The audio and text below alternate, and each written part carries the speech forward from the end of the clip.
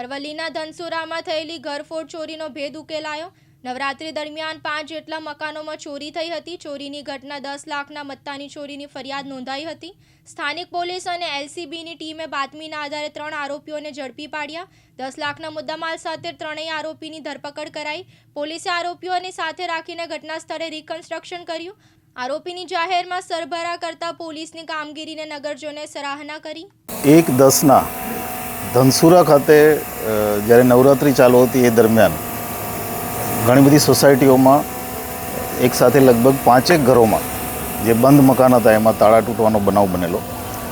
પોલીસને જાણ થઈ, તાત્કાલિક નાકાબંધી પણ કરવામાં આવી હતી અને નાકાબંધીના આધારે પોલીસને અમુક ટીપ ત્યારે રાત્રે જ મળી ગઈ હતી। એ ટીપના આધારે પોલીસની અલગ અલગ ટીમો, એમાં ધનસુરા પોલીસ સ્ટેશનની ટીમ અને એલસીબીની ટીમ, અલગ અલગ ટીમોએ કુલ 3 આરોપીઓ અને લૂંટમાં 10 લાખનો મુદ્દામાલ ગયો હતો એ મુદ્દામાલ સાથે જે તે સ્થિતિમાં જે ઘરેણા ગયા છે, ઘરેણા સાથે 3 આરોપી જે અલગ અલગ જિલ્લાના છે, 2 વડોદરાના છે અને 1 હિંમતનગરનો છે। ગુરુશરણસિંહ ઉર્ફે અમિત જે નંદેશ્રી ચોકડીનો છે, કિશન પરમાર જે પણ નંદેશ્રી ચોકડીનો છે અને રાજાસિંહ સરદાર જે હિંમતનગર સાબરકાંઠાનો છે। આ ત્રણેય આરોપીઓએ બાઇક ઉપર આવીને ધનસુરા ખાતે ચોરી કરી અને ત્યાં પોતાના ઘરે અને અન્ય જગ્યાએ પરત જતા રહેલા।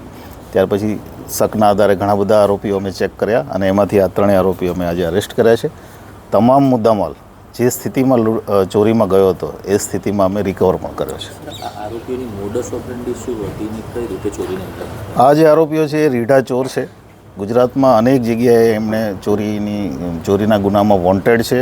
આણંદમાં એક ગુનામાં વોન્ટેડ છે, બોટાદમાં એક ગુનામાં વોન્ટેડ છે।